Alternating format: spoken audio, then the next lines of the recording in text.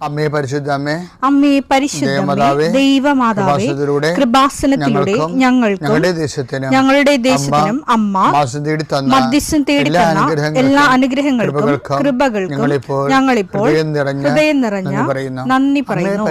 അമ്മേ പരിശുദ്ധമ്മേ ദൈവമാതാവേ, 2004 ഡിസംബർ 7 ഉച്ചകഴിഞ്ഞ് 2:30 കൃപാസനത്തിൽ സംഭവിച്ച അമ്മയുടെ പ്രത്യക്ഷപ്പെടലിനെ കുറിച്ച് തിരുസഭയ്ക്ക് സമർപ്പിച്ചിരിക്കുന്ന പഠനരേഖകളുടെ മേൽ സഭാത്മകമായ പഠനം ആരംഭിക്കുവാൻ ഞങ്ങൾ പ്രാർത്ഥിക്കുന്നു.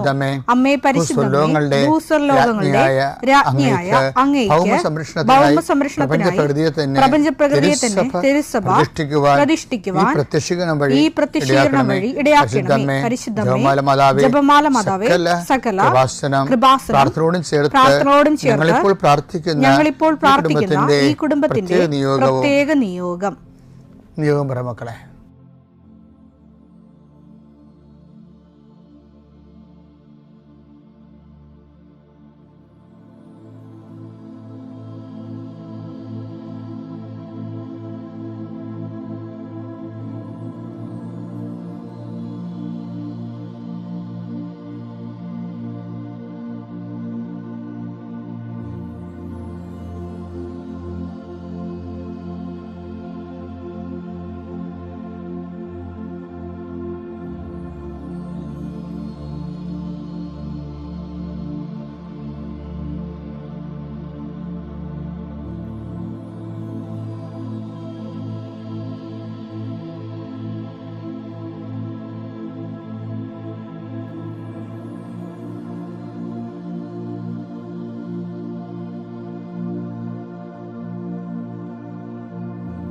അമ്മയുടെ പ്രത്യക്ഷീകരണത്തിന്റെ ഈ അനുഗ്രഹവേളയിൽ ഞങ്ങൾക്ക് സാധിച്ചു തരുവാൻ കനിയണമേ.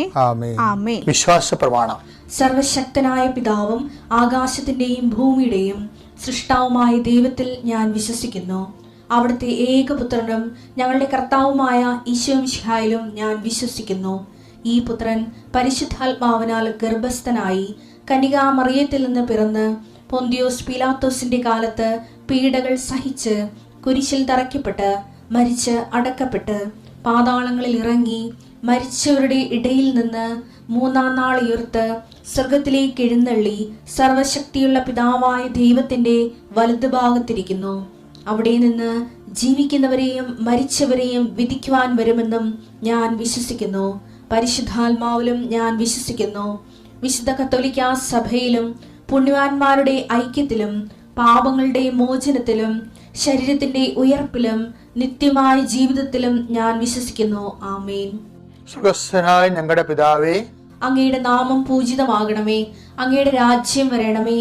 അങ്ങയുടെ തിരുമനസ് സ്വർഗത്തിലെ പോലെ ഭൂമിയിലും ആകണമേ. അന്നു വേണ്ടുന്ന ആഹാരം ഇന്ന് ഞങ്ങൾക്ക് തരണമേ.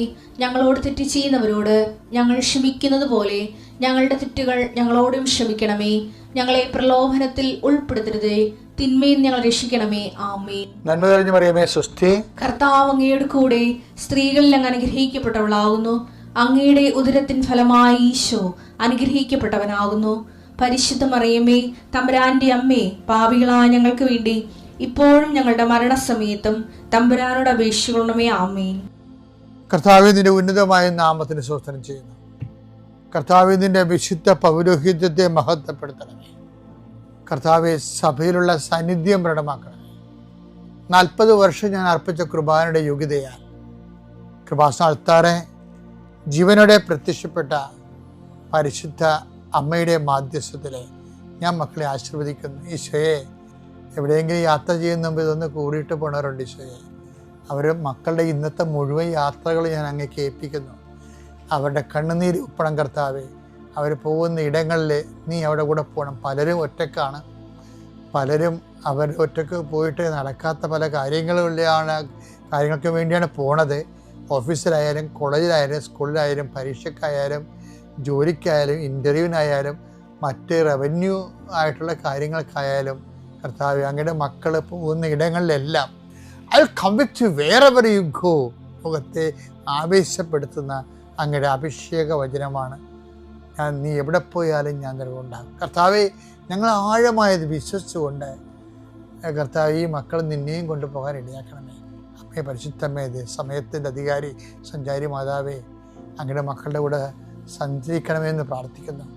നിത്യപിതാവും പുത്രനും പരിശുദ്ധാത്മാവായ സർവ്വേശ്വര എന്നേക്കും ആമേൻ.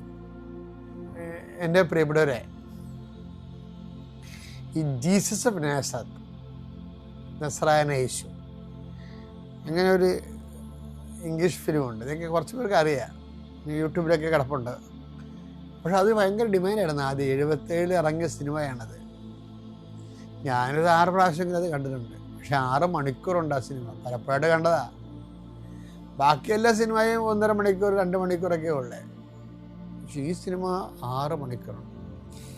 നമ്മുടെ റിവൈസ്ഡ് സ്റ്റാൻഡേർഡ് വെർഷനില്ലേ, ബൈബിളിൻ്റെ സഭ ഉപയോഗിക്കുന്ന ഭദ്രമായ ഒരു തർജ്ജിമയാണത്. അതിൻ്റെ ഇതിനകത്തുള്ള എല്ലാ ഡയലോഗും ആ ബൈബിളിലുള്ളതാണ്. അപ്പോൾ ബൈബിൾ പഠിക്കുന്നവർക്കും സത്യസന്ധമായിട്ട് പഠിക്കുന്നവർക്കും ഇപ്പോൾ ന്യൂസ് ആൻഡ് വ്യൂസ് പോലെയാണല്ലോ പലപ്പോഴും പല തർജ്ജമകളും വ്യൂസാണ്. ഇത് വളരെ സ്റ്റാൻഡേർഡ് വെർഷനാണ്. അപ്പം അത് കാരണം ഞാൻ ഇതെപ്പോഴും ഇങ്ങനെ ഇടയ്ക്കൊക്കെ കേട്ടുകൊണ്ടിരിക്കും. അപ്പോൾ കാണുകയും ചെയ്യും. അപ്പം അതിൻ്റെ അകത്ത് യൂദാസ് വരുന്നൊരു ഭാഗമുണ്ട്. യൂദാസ് വരുന്ന ഭാഗം ഈ അപ്പോസ്തലന്മാരൊക്കെ ഈശോ സന്ധ്യ നമസ്കാരത്തിലാണ്.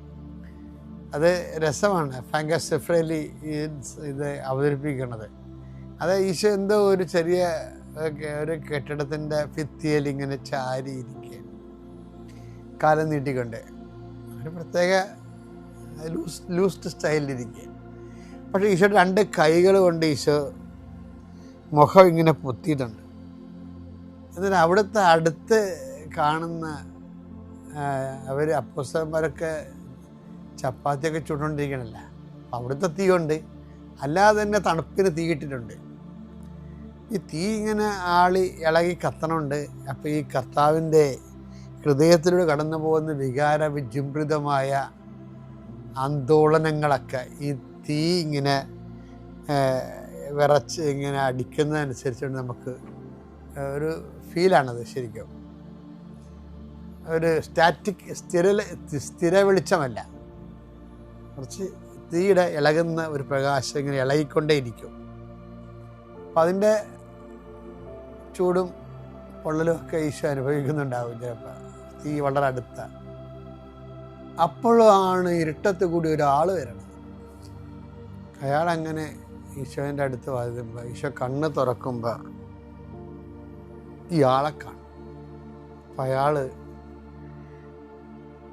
ഈശോയോട് പറയും, I want to follow you, I want you disciple, എനിക്ക് നിൻ്റെ ശിഷ്യനാകണം. അപ്പം അതിൻ്റെ പ്രത്യേകത, മറ്റെല്ലാ അപ്പോസ്തലന്മാരെ ഈശോ വിളിച്ചതാ, കം ഫോളോ മീ, എന്നെ അനുഗമിക്കുക എന്ന് പറഞ്ഞു. ഈ മനുഷ്യൻ മാത്രമാണ് വന്നിച്ചു ഐ വാണ്ട് ഫോളോ യു എന്ന് പറയണത്, എനിക്ക് നിന്നെ. ഫാങ്കർ സെഫ്രേലിയുടെ ഒരു ബാലൻസ് ഓഫ് പ്രസൻറ്റേഷൻ ഭയങ്കര രസമാണ്. അപ്പോൾ അതൊക്കെ മനസ്സിലാകും. അപ്പോൾ ഈശോ ആണെങ്കിൽ ഇതിന് യേസും പറയത്തില്ല, നോയും പറയത്തില്ല. ഈ കൈ ഇങ്ങനെ മുഖത്ത് ഇങ്ങനെ വെച്ച് ഇങ്ങനെ ഇരിക്കുക. ഇപ്പം നിങ്ങൾക്ക് മനസ്സിലായില്ലേ ഈ പുറത്ത് നിൽക്കുന്ന ആളാരാണെന്ന്? അതാണ് യൂദാസ്. അപ്പോൾ യൂദാസ് വരുന്നുണ്ടെന്ന് ഈ കണ്ണ് പൊത്തിക്കൊണ്ടിരിക്കുമ്പോൾ തന്നെ പരിശുദ്ധാത്മാവ് പറയുന്നുണ്ട്, ഹീസ് കമ്മിങ് എന്ന്. അപ്പോൾ ഈശോ മനസ്സിൻ്റെ കണ്ണുകൊണ്ട് ഈ വരുന്ന തിന്മയെ കാണുന്നുണ്ട് ശരിക്കും. എന്നിട്ട് അപ്പോൾ ഞാൻ ഇത് കാണുമ്പോഴേക്കും ഈശോ എന്ത് പറയുമായിരിക്കും ഇയാളോട് എന്ന് പറയുമ്പോൾ ഈശോ ഒന്നും പറയത്തില്ല ഇയാളോട്. ഇയാൾ പോകാതെ അങ്ങനെ നിൽക്കും അവിടെ ആ ഇരുട്ടത്ത്.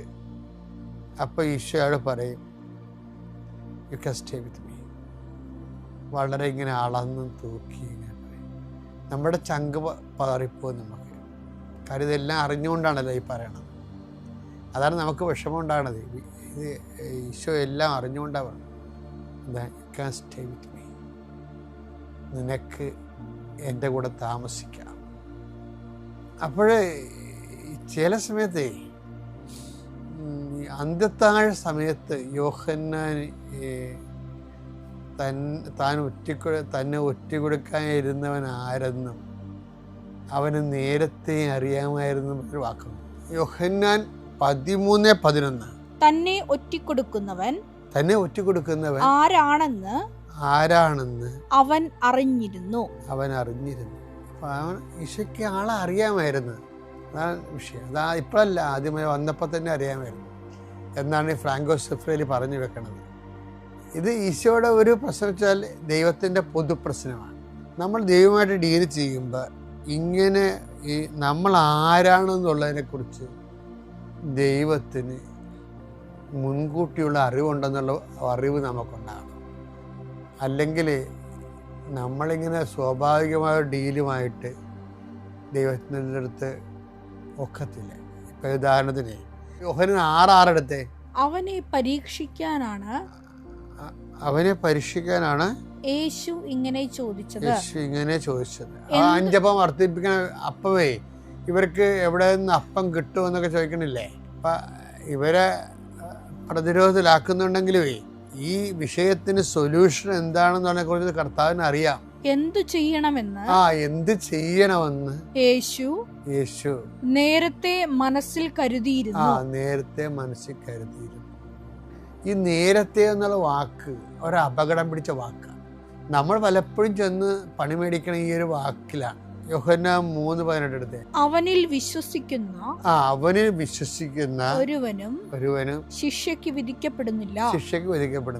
വിശ്വസിക്കാത്തവനോ ദൈവത്തിന്റെ ഏകജാതന്റെ നാമത്തിൽ വിശ്വസിക്കായിക മൂലം നേരത്തെ തന്നെ ശിക്ഷയ്ക്ക് വിധിക്കപ്പെട്ടിരിക്കുന്നു. ഈ നേരത്തെ തന്നെ എന്ന് വെച്ച് കഴിഞ്ഞാൽ വിശ്വസിക്കായിക മൂലം. നമ്മളിപ്പോൾ ഉടമ്പടി എടുക്കണം എന്ന് തന്നെ വിചാരിക്കുക. നിങ്ങൾ ചില ആൾക്കാർ ഉടമ്പടി എടുക്കാമെന്ന് തീരുമാനിക്കുമ്പോൾ തന്നെ അത്രയും നേരം കെട്ടിക്കിടന്നിരുന്ന എല്ലാ തടസ്സങ്ങളും ചുമ്മാ വല്ല കാശ്മീരിലാ വല്ല ഗോകർണത്തെ ഇരുന്നുകൊണ്ട് ഞാൻ നാളെ ഉടമ്പടി എടുക്കാൻ പോകണമെന്ന് മാത്രം വിചാരിച്ചാൽ മതി. അപ്പം തന്നെ ഓഫർ ലെറ്ററും പണവും കാശും എല്ലാം ഇവിടെയെല്ലാം തെറ്റിപ്പോയി കെട്ടിക്കിടന്ന് തടസ്സമായി കിടന്ന് അതെല്ലാം ഇങ്ങനെ വെള്ളച്ചാട്ടത്തിൻ്റെ ചീപ്പൂരി വിടണ പോലെ തന്നെ കാണാം. എന്താ കാര്യം?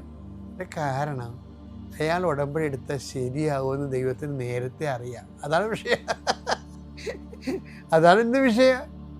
നിങ്ങൾക്ക് നിങ്ങളുടെ ഈ ഉടമ്പടി കുറേ ആൾക്കാർ ലാഗ് ചെയ്യണില്ലേ, തടസ്സം. അതിൻ്റെ കാര്യം നിങ്ങൾ ഉടമ്പടി എടുക്കുമ്പോഴും പുതുക്കുമ്പോഴും ദിവസം അറിയാം. ഇത് പോയാൽ പോന്തോടിയ വെയിൽ വരെ, അത്രേ ഉള്ളൂ.